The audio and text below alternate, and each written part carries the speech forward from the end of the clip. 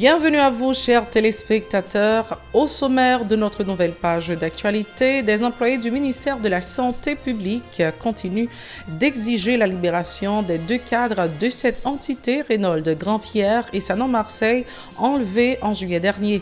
Ils ont manifesté ce matin devant les locaux de la direction d'épidémiologie, de laboratoire et de recherche à Delma 33.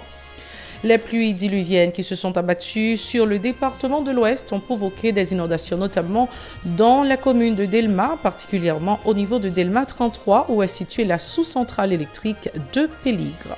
Les ouvriers de la sous-traitance restent accrochés aux 2500 gourdes réclamées comme salaire minimum journalier en lieu et place des 685 gourdes en raison du coût élevé de la vie. Ils dénoncent la passivité des autorités face à l'aggravation de la crise socio-économique. Des voix discordantes se font entendre sur un éventuel débarquement de militaires étrangers sur le sol national. Pour Camille Chalmers, cela ne va nullement aider à résoudre la crise sécuritaire. Les membres de la communauté médicale et des psychologues ne cessent de tirer la sonnette d'alarme sur l'impact de la crise globale, principalement l'insécurité sur la santé mentale de nombreuses personnes. Restez branchés, la détail c'est tout de suite.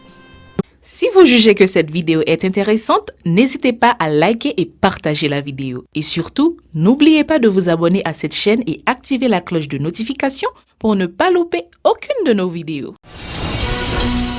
Si vous nous rejoignez maintenant, vous êtes sur la télé Pacifique, vous suivez Info Pacifique, le développement. Des employés du ministère de la Santé publique continuent d'exiger la libération des deux cadres de cette entité, Reynold Grandpierre et Sanon Marseille, enlevés en juillet dernier. Ils ont manifesté ce matin devant les locaux de la direction d'épidémiologie, de laboratoire et de recherche à Delma 33.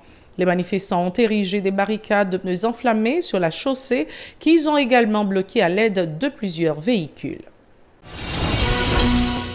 Hermilus Anderson, Jésulène Noël et Allaire Noël sont trois présumés gangsters appréhendés par la police le week-end dernier à Hinche, dans le département du Centre. Ils font l'objet de plusieurs chefs d'accusation, dont tentative d'assassinat à l'encontre de Gary Ravilus.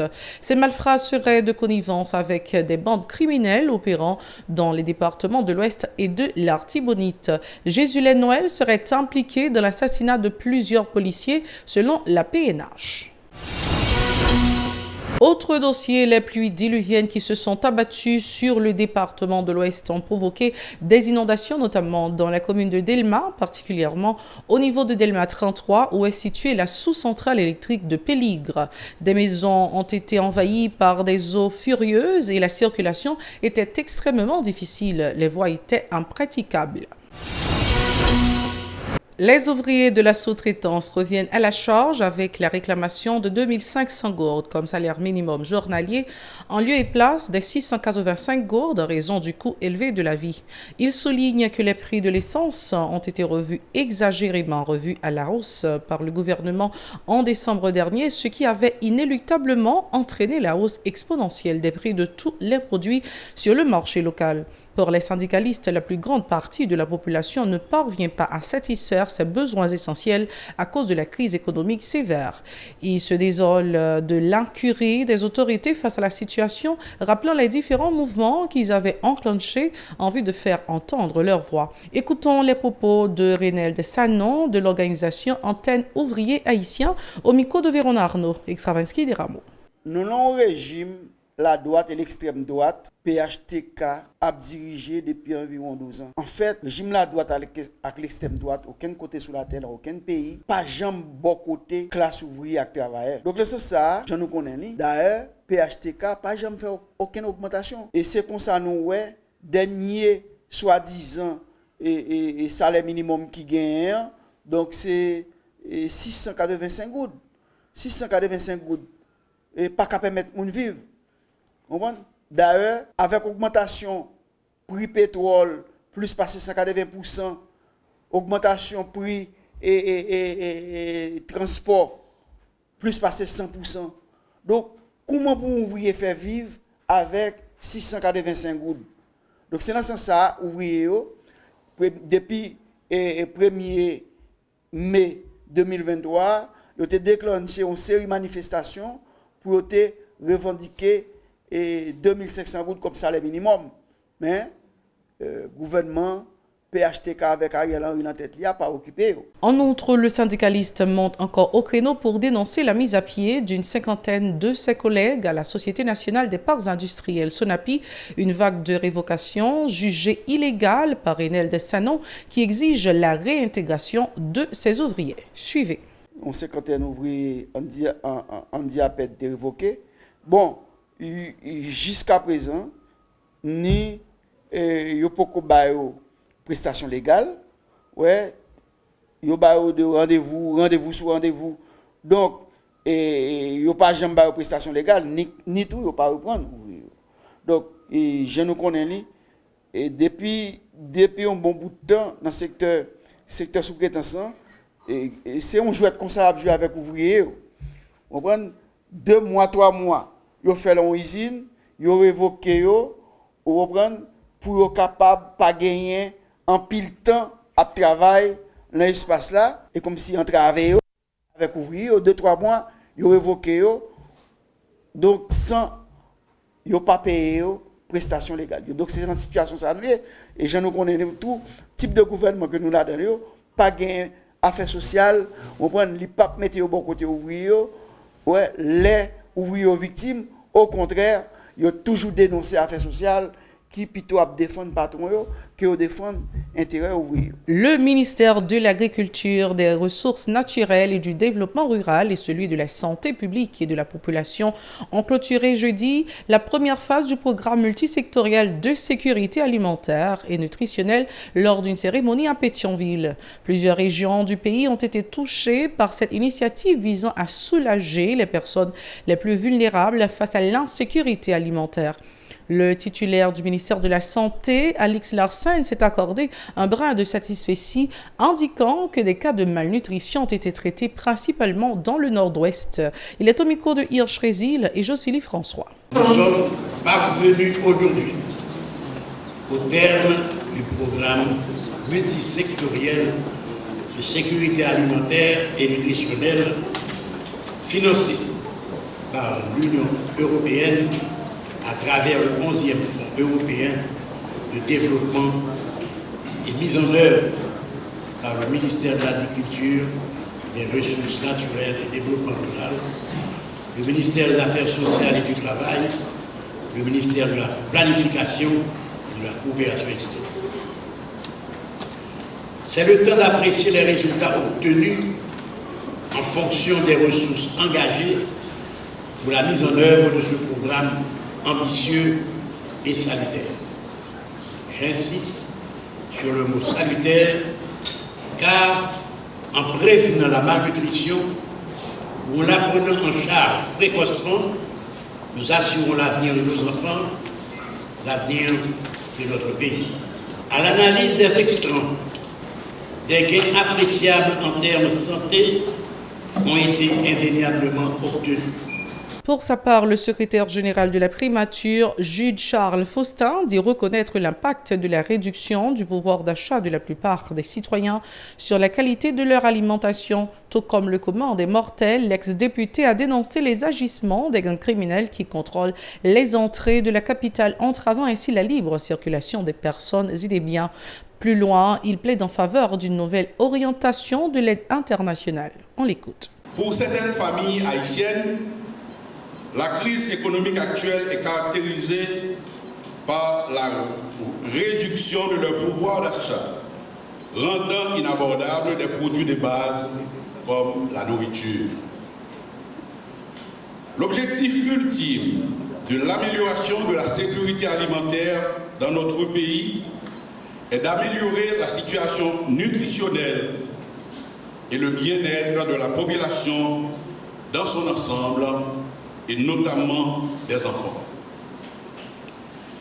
Selon les rapports obtenus, 15 zones sur 32 se retrouvent dans une situation critique ou en phase d'urgence.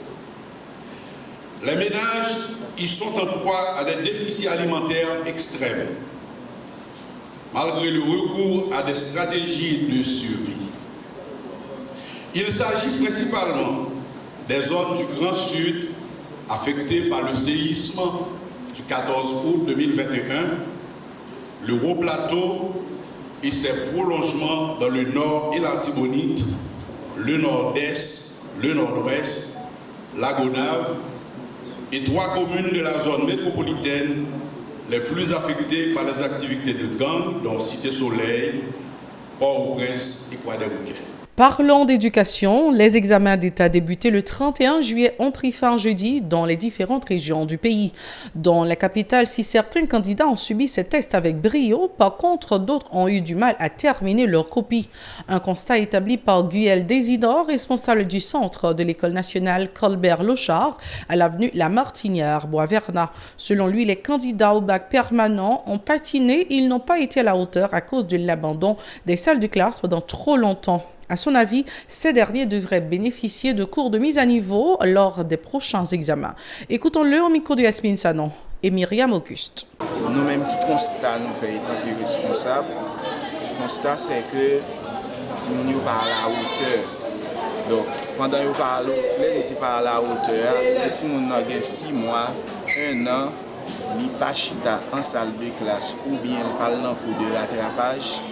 Nous avons senti que nous avons oublié des salles d'apprendre. Donc, nous proposons avec la direction départementale, pourquoi pas le ministère de l'Éducation nationale, le pral gen bac permanent, c'est pour le ministère ou bien la direction départementale faire 2 cours de rattrapage à travers des enseignants qualifiés qui pour permettre aux gens de comprendre que les gens n'ont pas passé son lacune. Eh bien, s'ils joignent des professeurs qui ont une capacité, alors on est capable de dire qui est très méthodique. Donc, si on a bien reprendre matière, les salles calent rattrapage les samedis, dimanche, de façon à ce que les gens 2-3 mois d'avance, les viennent reprendre l'examen au moins pour son petit monde qui est pris en charge, qui vient une capacité en plus. Mais par exemple, le ministère en soi contenté ou inscrit sans le rattrapage, nous-mêmes étant que responsables, surveillants, nous venons dans l'handicap parce que le candidat a toujours mis en tête ce téléphone qui a aidé le composer. Ce n'est pas ça qui est vrai. Plusieurs candidats ont admis avoir eu des difficultés à passer valablement ces tests d'évaluation. Ils souhaitent que des dispositions soient prises pour pallier la question relative à l'absence de professeurs dans les salles de classe dans les écoles publiques. Certains réclament aussi des séances de rattrapage en vue de combler leurs lacunes. Ils sont au micro de Yasmine Sanon et Myriam Auguste. L'examen n'est pas facile ni tout pas difficile, seulement le thème de préparation. Alors moi-même, je ne vais pas tourner encore parce que ça me fait de faire sauf que des petits bagages nous quitter vide, mais quand même nous faisons ça nous capables et nous espérons avoir un résultat positif. Bon, normalement, nous sommes capables de dire l'examen était à la portée nous seulement et nous-mêmes surtout qui venons dans le bac là et parfois c'est seulement dans le séminaire nous pas travail au cours et dans le moment de travail mais pour moi-même, moi c'est dans le niveau nous-mêmes nous sommes capables de faire. Candidat permanent, ça nous capable de dire élèves qui allaient dans le bac permanent 3, 4 et puis 5 fois. Du coup, c'est une lacune qui cause élèves là le composer en première fois, en deuxième, en troisième, il va jamais capable de réussir. Donc, nous avons aimé pour le ministère de l'Éducation nationale mettre un sorte de rattrapage. Du coup, samedi, dimanche, pour les prochains candidats qui viennent pour postuler, pour combler la lacune, parce que les élèves qui tapent content participer dans le rattrapage, parce que nous faisons 9 mois, nous pas aller à l'école, même avec l'autre petit monde, mais qui n'ont pas de moyens pour faire ça. Si le ministère a mis le gratis dans l'école nationale avec le lycée, il est bon pour les élèves essayer de combler les vidéos dans la matière qui est recomposée. C'est la toute fin de ce journal. Merci d'avoir été des nôtres. Restez branchés à la Télé Pacifique pour le reste de la programmation. Et vous connaissez déjà la formule. Soyez très prudents car les temps sont durs. Au revoir.